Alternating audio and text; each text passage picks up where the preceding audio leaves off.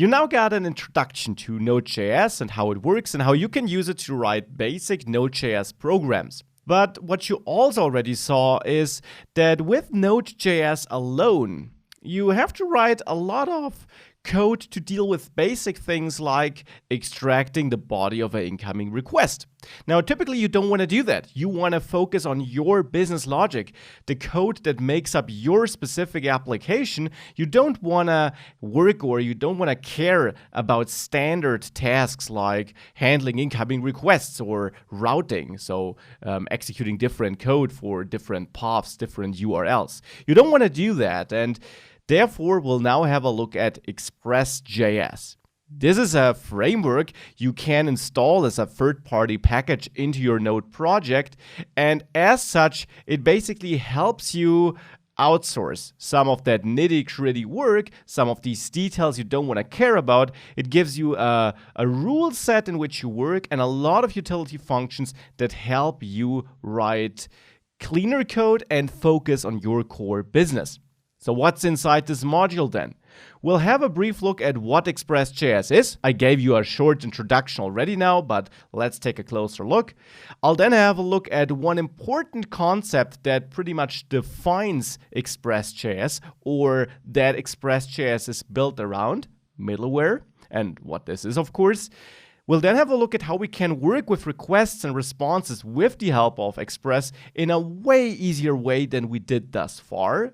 And we'll also have a look at routing and see how we can execute different code for different incoming requests and paths or URLs without having to write a bunch of if statements.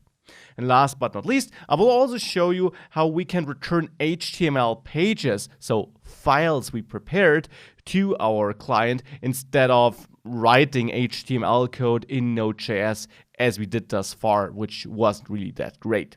So let's dive into all of that in this module. So what is Express and why do we use it? Well, I briefly mentioned it. Writing all that server-side logic is pretty complex. Just remember what we had to do to parse an incoming request. For extracting the body, we manually had to listen to the data event, to the end event, and then create a buffer, which we in the end converted to a string. And this was just one type of data we could get. If we get other kinds of data, like for example, we get a file or differently structured data, then we would have to write new logic. Now, ExpressJs helps us with that. It actually doesn't have a built-in way of handling or parsing that data, but it makes it easy to install another package that can easily be hooked into our project that will then do the parsing for us. And you will see what I mean in a second. We, in general, don't want to care about all these nitty-gritty details. We want to focus on our code that defines our application. So the thing that really sets our application apart from other applications, our unique selling point, you could say. And we do use a framework for this, for all the heavy lifting. A framework is basically a set of helper functions, but also a suite of tools and rules with which we work. So basically, we have a clearly defined way, or at least some outline on how we should structure our application, our code, and how we should work with that framework to write clean code. And of course, I will teach you all of that for ExpressJs in this module. So ExpressJs helps us with that, and this is why we will dive into it here. Now, of course, ExpressJs is not the only package or framework you can use for Node.js that will help you write better Node.js code and focus on your business logic. Now, for one, you could, of course, stick to vanilla Node.js. We only used that thus far, and of course, that works. And depending on the complexity of your application or the level of challenges you are seeking, you can absolutely stick to vanilla Node.js. You can theoretically write everything on your own just with that. There also are other frameworks you could use. For example, there is Adonis.js. Now, if you ever used Laravel for PHP, this is basically a Laravel-inspired framework for Node.js, but not from the same creators. There also is Koa or Sales.js, and there are many more. You can basically Google for ExpressJS alternatives and you will find plenty of blog posts diving into the different alternatives and what their strengths and weaknesses are. But ExpressJS is by far the most popular and most often used one, which is why I will also teach it here.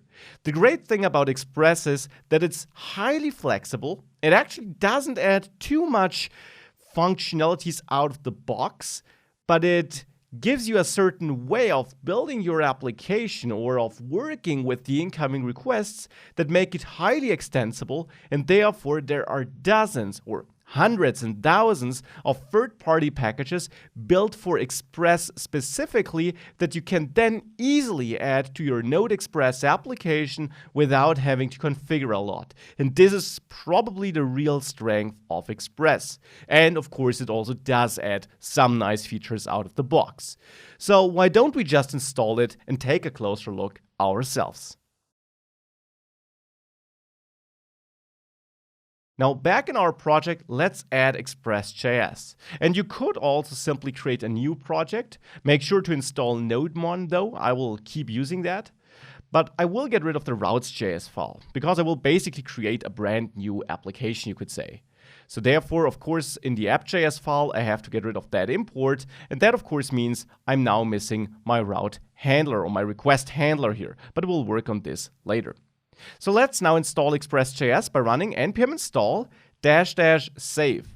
Now why not --save dev, but --save? Because this will be a production dependency. We don't just use that as a tool during development. It will be an integral part of the application we ship. And therefore it definitely also has to be installed on any server or any computer where we run our application once we deploy it. It is a major piece of our application. So let's install it as a production dependency with this command. And the name of the package just is Express. So npm install --save express will install ExpressJS into our project. Now, once it is installed, you see an entry was added to the dependencies in our package.json file here. And now we can start using it. And to use it, I'll go to my app.js file. And here, I will import Express. You can name that constant however you want, of course, but the package is called Express. Now, you can also, of course, group that together with the core module imports. I like to separate my node-specific modules and the third-party packages, and also my own imports if I have them with empty lines, so that you can clearly see what's what. But this is not required. So now Express is imported. And now, let's also get rid of that console log statement here. You can create an Express application and store it in a constant named app, though that name, of course, is also up to you, by running Express as a function. So put in other words, the Express package seems to export a function in the end. And actually, you can see this if you hold Command or Control on Windows and you click on the Express here. You're taken to the source code. And there, you can actually see that in the end, at the bottom of the file, it exports E. And don't worry about that syntax here. This is not a JavaScript file. It's a definition TypeScript file. But still, it exports E, which is this function in. So it exports a function here. And therefore, we execute it as a function. And this will initialize a new object, you could say, where ExpressJS, the framework, will store and manage a lot of things for us behind the scenes. So a lot of logic is in this app constant here. Now, the app here actually also happens to be a valid request handler. So you can pass app here to create server. And if you do that and you run npm start, you will actually have a running server, which of course will not handle any requests though, because we haven't defined any logic that should happen for incoming requests. App will basically not do anything at this point.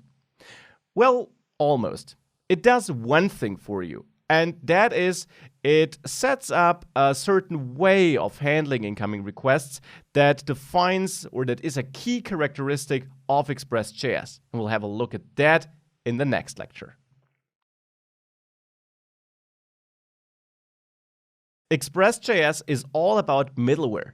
And you see a diagram here. In the end, middleware means that an incoming request is automatically funneled through a bunch of functions by ExpressJS. So instead of just having one request handler, you will actually have a possibility of hooking in multiple functions which the request will go through until you send a response. This allows you to split your code into multiple blocks or pieces instead of having one huge function that does everything. And this is the pluggable nature of ExpressJS, where you can easily add other third-party packages which simply happen to give you such middleware functions that you can plug into ExpressJS and add certain functionalities. But more on that later.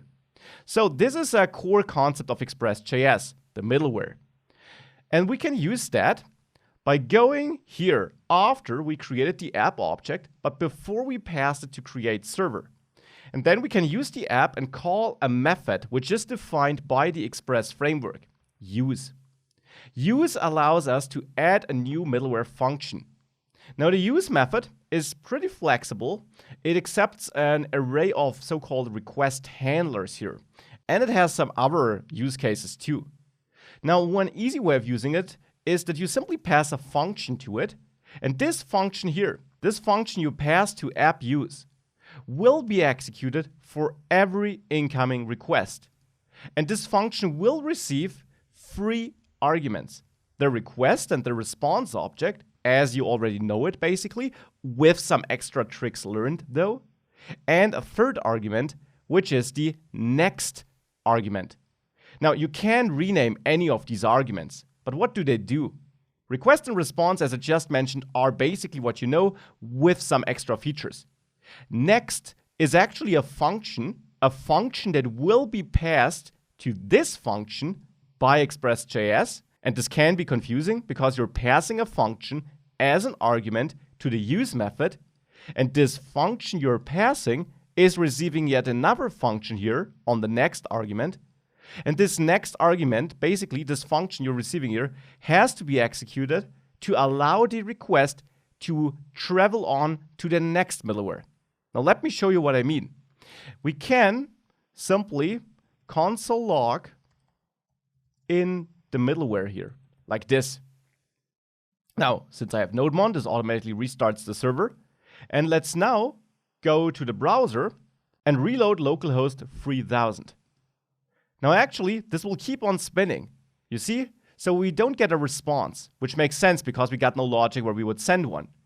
In the console here at the bottom, you see in the middleware though. So this did execute it. This is what I meant. This allows us to hook into this funnel through which the request is sent. If I duplicate this and I add another use statement here in another middleware, and I save this and let it restart therefore, and I now reload this page here on localhost 3000, then I see in the middleware here again, and I see it twice because I pressed reload twice in my case here, but I don't see in another middleware.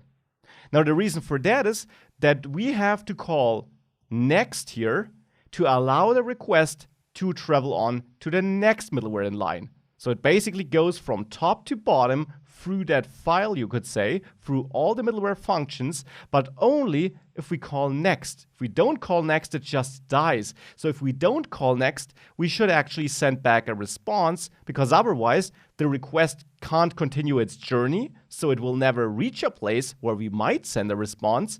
But if we also don't send one here, well, then we never send one. So now with this next call added, we actually make it into this middleware, and we should therefore see this console log. And here, we could then even send a response. But we'll do this as a next step because sending responses also changed a bit. So restart at the server, reload that page, and now you see in the middleware and in another middleware, thanks to next. So this allows the request to continue to the next middleware in middleware in line, which is the middleware below this one. So this is a crucial concept, this idea of middlewares. And you can use any function that has this format. So that receives request, response, and next. And you should call next if you want to allow the request to go to the next function.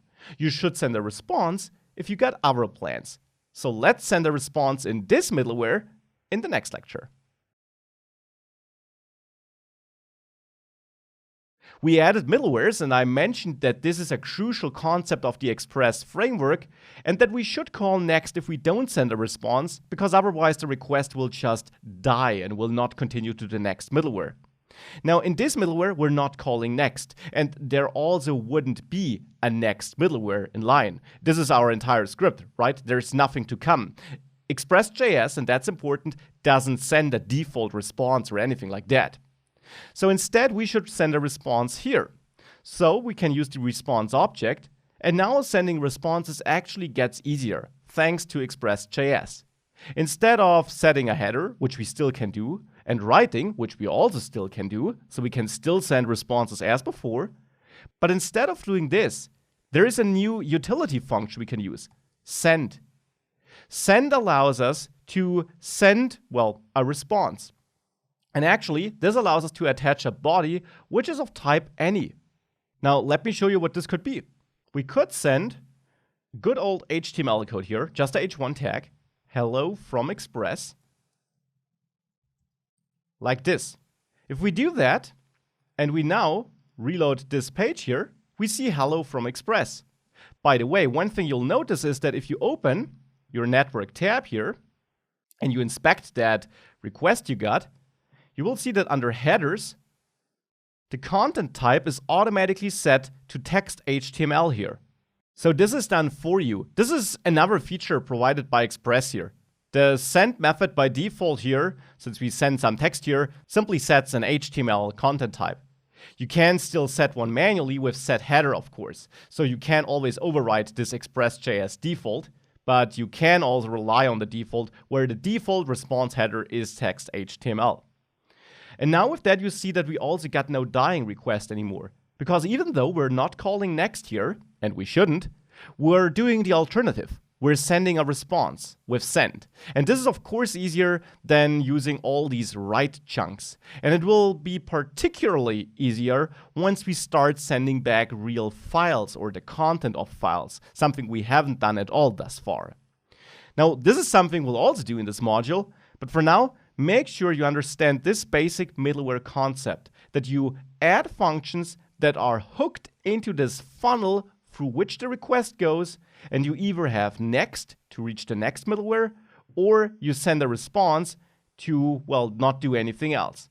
And of course, if we would send a response here, instead of calling next, we would never reach that middleware. So you really just travel from middleware to middleware, from top to bottom, by calling next. So we now had some basic work with ExpressJS. Now, let's also dig into the internals of ExpressJS, at least a little bit.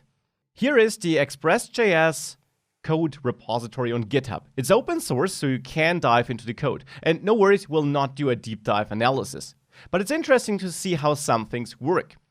So in there, on that GitHub repo, click on lib, and then you will find a response.js file. Now click on it. In that file, you will find a lot of code.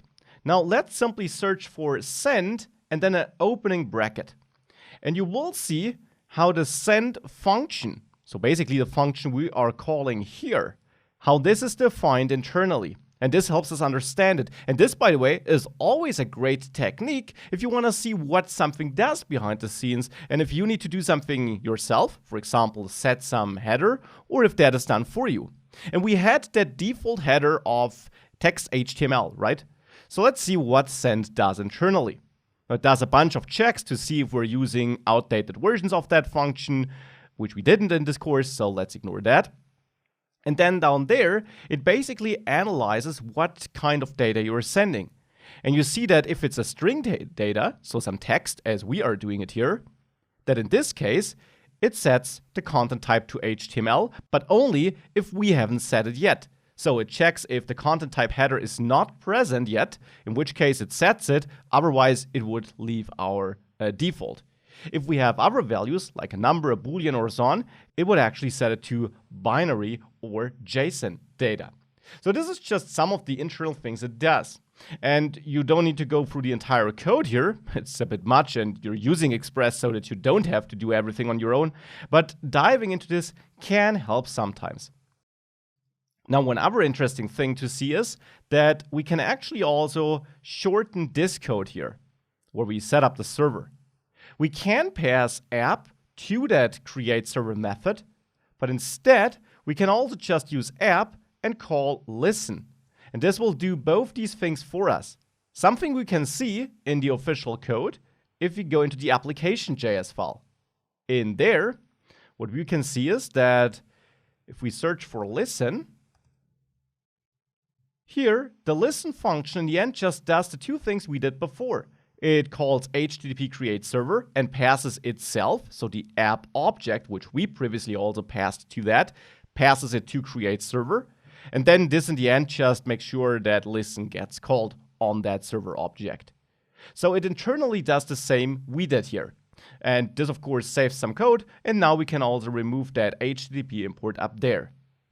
So now our code looks like this and will still work fine. It restarts here, and if I reload this page, this is looking good to me.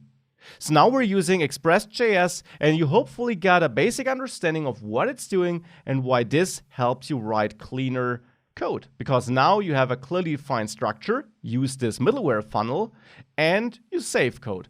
The question, of course, is how can we now handle different routes as we previously did, where we had /message and /nothing and so on. And of course, it would be nice if we now could also read incoming requests in an easier way. Well, we'll do both and see both over the next lectures. So let's see what else ExpressJS can do for us, and let's also start building a more exciting application then. So for this, we want to handle different routes, different URLs. To do that, I'll first of all remove our dummy middleware, which is not doing anything, and this second one should only trigger 4 requests that go to just /nothing. Now, how can we filter for such requests? Well, I mentioned that the use function here has multiple versions. You can see that here, 4 overloads. So we basically have 4 different or 5 different ways of using that function. You can see a great explanation in the official docs in the end. On expressjs.com, there I'm in the API reference for the version we're using here, the latest version. And there you find app.use, where you find an explanation of how to use it. Now don't be confused that this is only one definition instead of the 5 I promised. The 5 basically just is made up of different combinations. So in the end, this is how you can use app.use. You got an optional first argument, which is some path, and that already is what we're looking for. This allows us to filter out certain requests. However, this works a bit different than our if statements did before, but I'll come back to that. Then we have the callback, so basically the function that should be executed, and we can have more than one of that callback. We can have as many as we want. We can also have multiple path filters here. Now you can obviously read more in the docs here, but let's just use it and learn it during the course. So we can add a path at the beginning, for example, just /. This, however, is the default, by the way.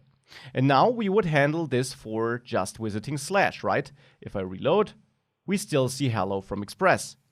Now what happens if I, for example, enter /add product?